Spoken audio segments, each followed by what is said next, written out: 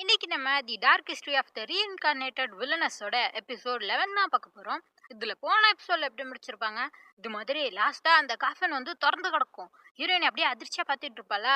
அதுக்கடுத்து இந்த சீன்ல பாத்தீங்கன்னா அங்க இருந்து ஒரு ஸ்வாடு மாதிரி எடுத்துட்டு வந்திருப்பாளா, அதை எடுத்துக்கிட்டு பாட்டு குடுக்குடுன்னு ஓடிட்டு இருக்கா. சோல் பிடிச்சி நிப்பாட்டுறான். என்ன பண்றீங்க நீங்க பாட்டுக்கு எங்க ஓடிட்டு இருக்கீங்க அப்படிங்கிற மாதிரிலாம் கேட்க, சோலை பிடிச்சி யோமி நிப்பாட்டுறான்.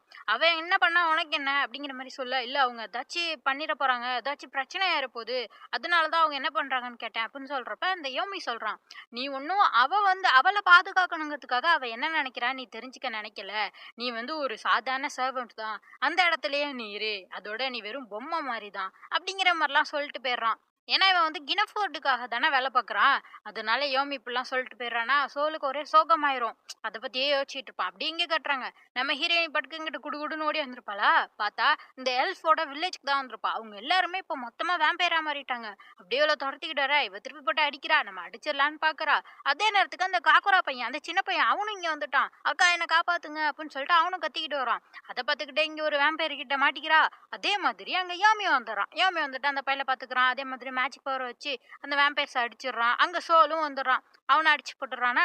அதோட ஹீரோயினி பார்த்துட்டு இருக்கா, நம்ம மட்டும் தனியா இதெல்லாம் சமாளிக்க முடியாது, நமக்கு இவங்க உதவியும் தேவைன்னு சொல்லிட்டு யோமியையும் சோலையும் பார்த்து சொல்றா. அதோட சோல் வந்து அந்த யோமி சொன்னதே தான் நினைச்சிட்டு இருக்கா. நீ வெறும் பொம்மை மட்டும் தான், ஏனாவை பத்தில நீ புரிஞ்சுக்க நினைக்காத அப்படிங்கிற மாதிரிலாம் சொல்லியிருப்பான். அதை பத்தியே மண்டக்குள்ள ஓடிக்கிட்டு இருக்கா அவனுக்கு.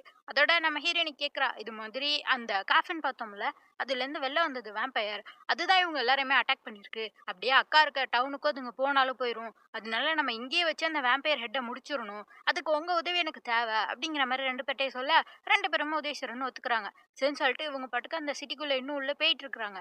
பார்த்தா அங்க நிறைய வேம்பயர்ஸ் வர ஆரம்பிச்சிருது. அப்படியே அவங்க அந்த வேம்பயர் கூட எல்லாம் சண்டை போட்டுட்டு இருக்காங்க. அந்த வேம்பயர்ஸ் எல்லாம் என்ன சொல்லுதுங்கன்னா, கொனகா வேணும்னு சொல்லுதுங்க. கொனகாவோட ரத்தம் ஒரு புனிதமான ரத்தம், அவ ஒரு செயின்ட், அதனால அவளோட ரத்தம் வேணும் அப்படிங்கிற மாதிரி சொன்னோன்னே அவ்வளவுதான், சோலுக்கு கோவம் வந்துருது. கொனகா வேணுமா அப்படின்னு சொல்லிட்டு கோவமா எல்லாத்தையும் போட்டு கொண்டுகிட்டு இருக்கான். அந்த நேரம் சுகுணா வந்துடுறான். சுகுணா வந்துட்டு இங்கிட்டு வாங்க அப்படின்னு சொல்லிட்டு இவங்க எல்லாருமே கூப்பிடுறான். சரி சொல்லிட்டு எல்லாருமே அங்க ஓடிடுறாங்க. அவன் ஒரு சீக்கிரட்டான இடத்து வழியா கூட்டிட்டு போயிட்டு இருக்கான் இவங்கள. என்னாச்சுன்னு கேக்குறப்ப, நேத்து நைட்டு தான் அந்த வேம்பயரோட காஃபின் வந்து திறந்துருச்சு. அவன் வெளில வந்துதான் எல்லாரையும் கடிச்சு இப்படி வேம்பயரா மாத்திட்டான் அப்படிங்கிற மாதிரிலாம் சொல்லிட்டு இருக்காங்களா. அந்த வேம்பயரை கொல்றதுக்கு ஒரு வழியே இல்லையா அப்படின்னு சொல்லிட்டு இவங்க கேட்க, இருக்கு. அதாவது இந்த செயின்ட், அந்த புனிதமானவங்க தன்னோட மேட்ச் பவரை யூஸ் பண்ணி அவங்கள வந்து சீல் பண்ணி வைக்கலாம். இல்லாட்டி அந்த வேம்பயரோட இதயத்துல ஷார்ப்பா ஏதாச்சும் வச்சு குத்துனா அதுங்க செத்துரும். அதோட இங்க இருக்காங்க அந்த எல்ஃப் எல்லாம் வேம்பயரா மாதிரி இருக்காங்கல்ல, அவங்க எல்லாருமே அப்பாவியானவங்க. அந்த ஹெட் வேம்பயர் தானே கெட்டவன். அது மாதிரி இவன் சொல்றான். அதனால இவங்க எல்லாரையுமே கொல்லாம காப்பாத்த முடிஞ்சா நல்லா இருக்கும் அப்படிங்கிற மாதிரி சுக்னா சொல்ல, நம்ம சோல் சொல்றான், அவங்க வந்து கொனகாவே கொல்லுவேன்னு சொல்றாங்க. அதனால நான் அவங்கள அப்படிலாம் விட்டுற மாட்டேன், எல்லாரையும் கொன்னுருவேன் அப்படிங்கிற மாதிரி தான் சோல் பேசிட்டு வந்துட்டு இருப்பானா. அதோட சுக்னாவும் சொல்றான், ஓ கொனகாவை கேக்குதுங்களா, ஆமா கொனகா வந்து ரொம்ப நல்லவ, அவளை சுத்தி ஏதோ ஒரு மேஜிக் பவர் இருக்கு, ரொம்ப இன்னசென்ட் ஆனவ, அவளோட ரத்தம் அந்த வேம்பயர்ஸ்க்கு ரொம்ப பிடிக்கும். அதோட அந்த வேம்பயர் ஹெட் இருக்கான்னு அவன் வந்து கொனகாவை கல்யாணம் பண்ணிக்கணும்னு ஆசைப்படுறான். அதனாலதான் அவனோட சர்வெண்டான அந்த வேம்பயர்ஸும் கொனகாவை பிடிக்கிறதுக்கு பாக்குதுங்க அப்படிங்கிற மாதிரி இவன் சொல்றான். அப்பதான் எனக்கு ஞாபகம் வருது, இவ இப்படி ஒரு கதை எழுதி வச்சிருக்காளே, கொனகா வந்து வேம்பயர்கிட்ட மாட்டுற மாதிரின்னு சொல்லிட்டு அப்படியே பொத்தனி கீழே விழுந்து கிடப்பா. அதோட அவன் பார்த்துட்டு கேட்கறான், என்னாச்சுன்னு சொல்றப்ப, சரி விடு, அப்ப நம்ம அந்த ஹெட் வேம்பயரை கொண்டா எல்லா பிரச்சனையும் முடிஞ்சிரும்ல, அவன் எங்க இருக்கான்னு சொல்லு அப்படின்னு சொல்லிட்டு கேட்டா இந்த சுக்னா சொல்றான், இல்ல அங்க போறது ரொம்ப ஆபத்தானது அப்படிங்கிற மாதிரிலாம் சொன்னா, சோல் வந்து அந்த சுக்னா கழுத்துல கத்தியே வச்சிடறான். வச்சுட்டு இப்ப சொல்றியா இல்லையா அப்படிங்கிற மாதிரி சொல்ல, அங்க இருக்க ஒரு பெரிய டெம்பிள்ல தான் அவன் இருக்கிறான் அப்படிங்கிற மாதிரி சொல்லிடுறானா. அதோட நம்ம ஹீரோயினி பாக்குறா, இங்க வரத்துக்கு முன்னாடி வரைக்கும் சோல் வந்து ரொம்ப அமைதியா தான் இருந்தான், இங்க வந்தோன்னு இப்படி மாறிட்டானே அப்படிங்கிற மாதிரி பாத்துட்டு இருக்கல. அப்படிங்கிட்டு யோமியை பார்த்தா அவன் சந்தோஷமா இருக்கிறான். என்ன திடீர்னு இந்த பையன் ரொம்ப சந்தோஷமா இருக்கான் அப்படின்னு சொல்லிட்டு இவ பாத்துட்டு இருக்கா.